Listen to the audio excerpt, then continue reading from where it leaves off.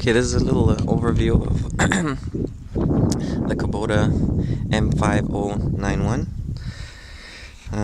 When I was looking to buy a tractor, I didn't see a lot of videos on this tractor, but originally I was looking for a 6060 Kubota, and hopefully someone finds this useful. It's 95 horsepower. With the weights, weighs a little over 4 tons, and I've got it in the narrowest configuration possible. So from one end to the other, widthwise, it's 190 centimeters, but I think standard it comes maybe up to 225.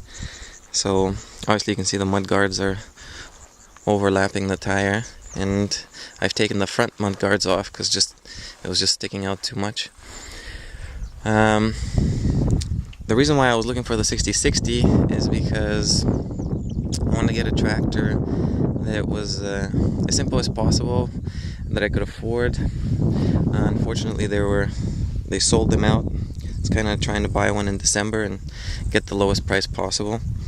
So I either had to go with the 7040, which they offered me for the same price, or to upgrade to this one. And when I looked at the 7040, would have done a good job, but I was missing the one extra gear in the transmission, as well as the weight is a little bit lighter, and I just wanted to be able to have a little more weight and have a little more control over what I was doing. The reason why I was hesitating with this one was because it's got the additional emission gadgets here with the DEF fluid, and I mean, it's fine now, but who knows in the future. Anyways, I was worried about it, but so far, I mean, I just have run it for 8 hours, so it's really nothing. But so far, it seems pretty simple. You know, you just put the stuff in and not worry about it, as long as you can get it at your local dealer or gas station is fine. And yeah, having looked at the back here, it's pretty beefy, or at least for me anyway, because I'm coming off of a 52 horsepower McCormick into this, so I wanted everything to be as beefy as possible. And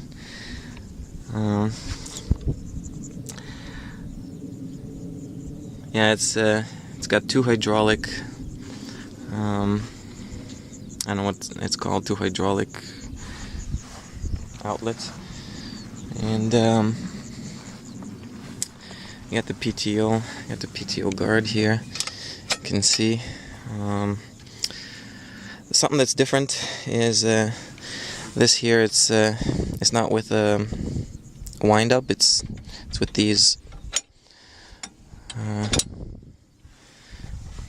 It's pretty easy, although I guess you can't really tighten it too much. And it comes with a little toolbox. It's plastic. It's not bad. It's a nice little feature. And here's you got windshield washer fluid, I think.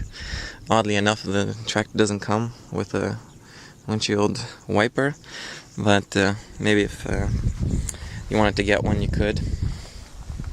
The rear tires are 34 inches, 16.9, 34, and the front tires are 24, I think.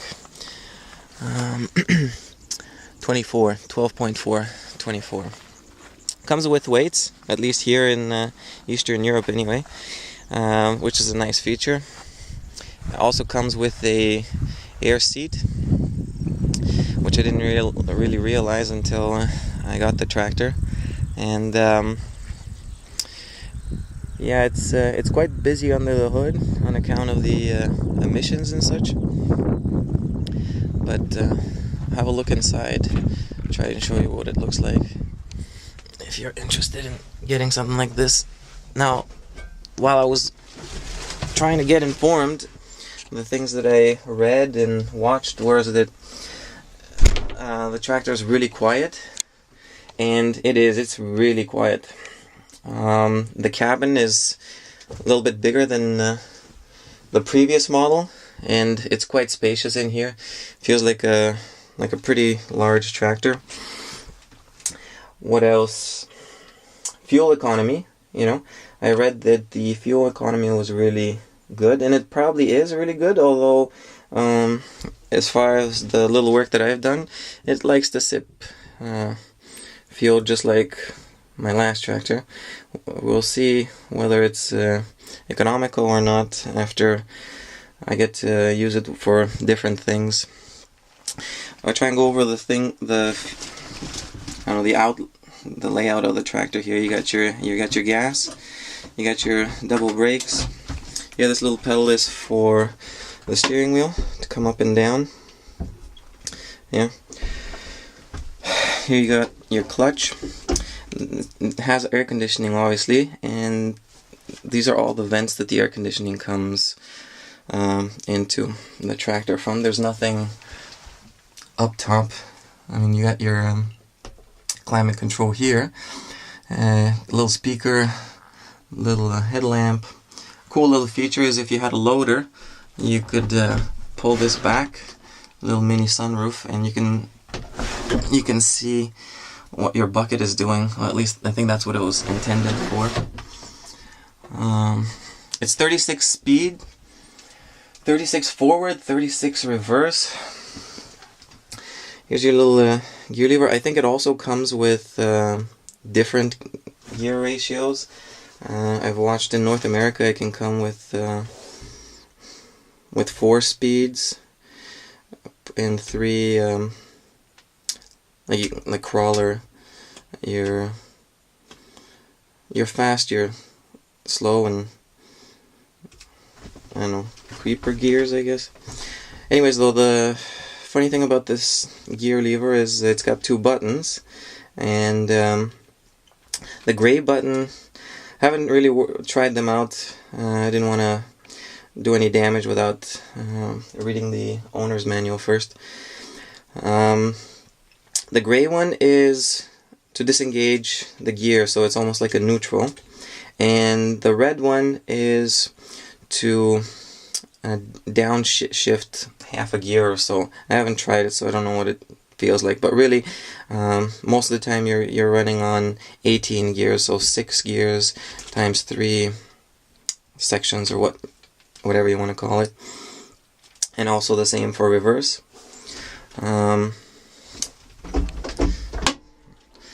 So let me turn it on here because it's a little hot now.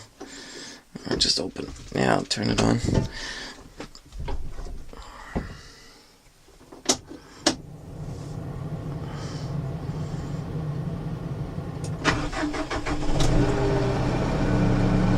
Yeah, so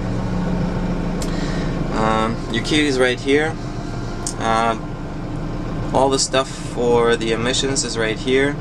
You got your little, I guess, mini computer or access to the screen in the middle.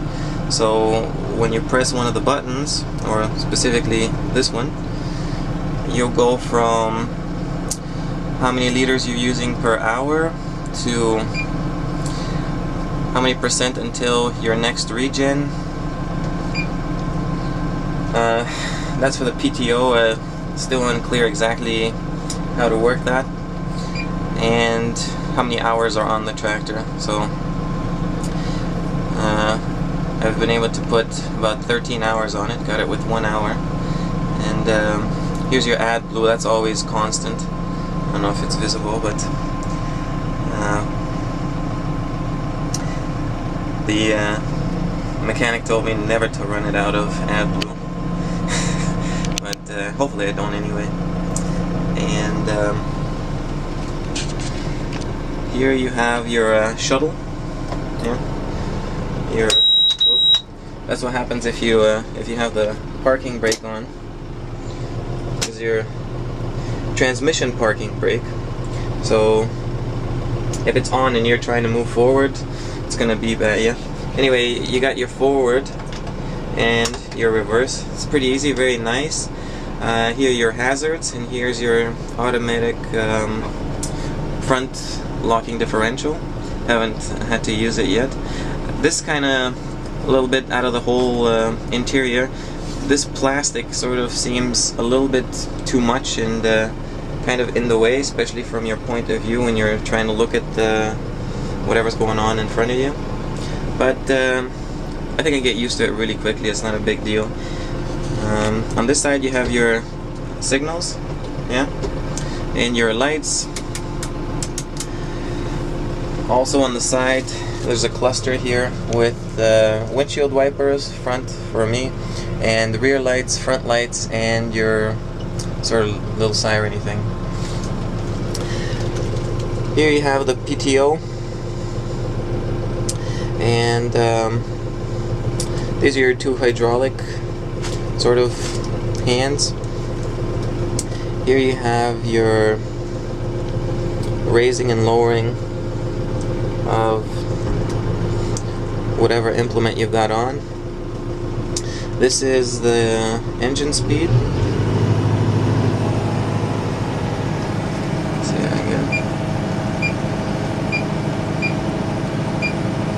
so you can see 2.2 liters per hour.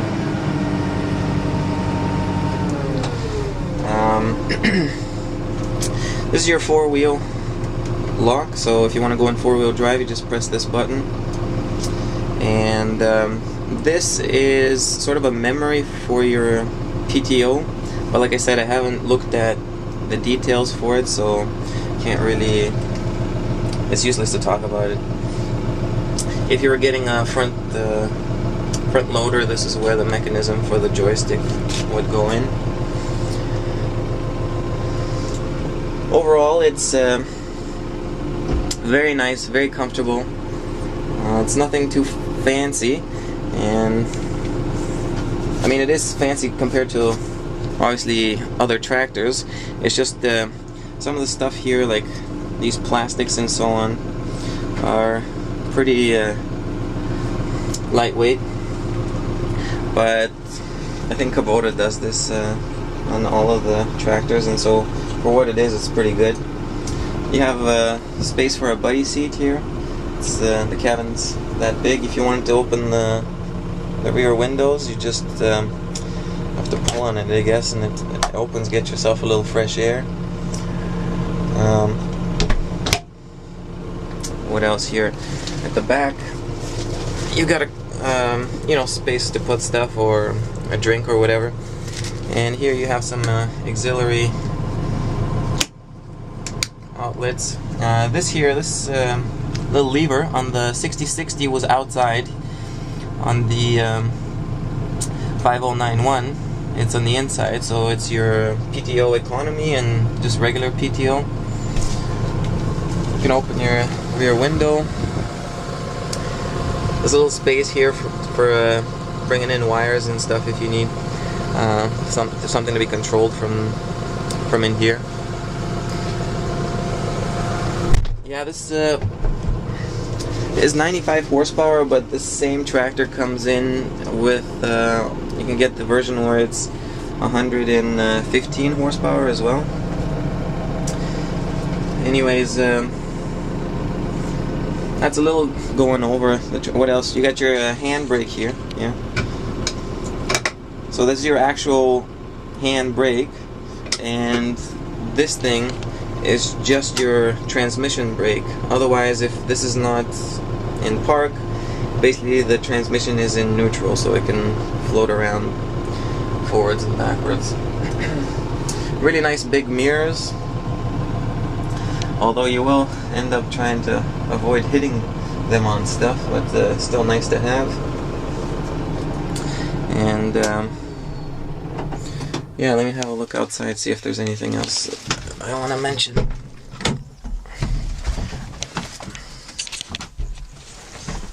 It's a 3 point...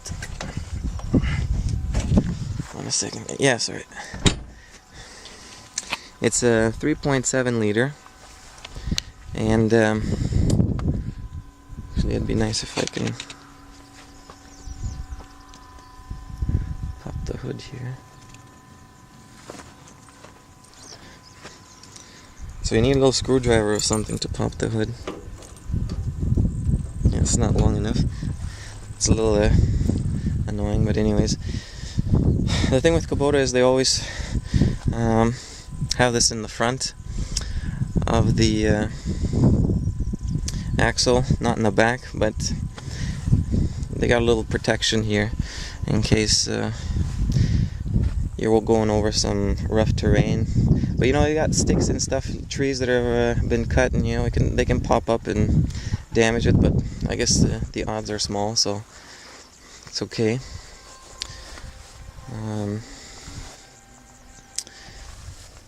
Yeah, that's about it for now. Okay, anyway, I probably forgot a couple of things I wanted to add, but if I remember them, I'll probably do another little quick video. Anyways, don't have yeah, no, that's it. So if there's anything else, I'll make another quick little video. Hope that's useful to someone there.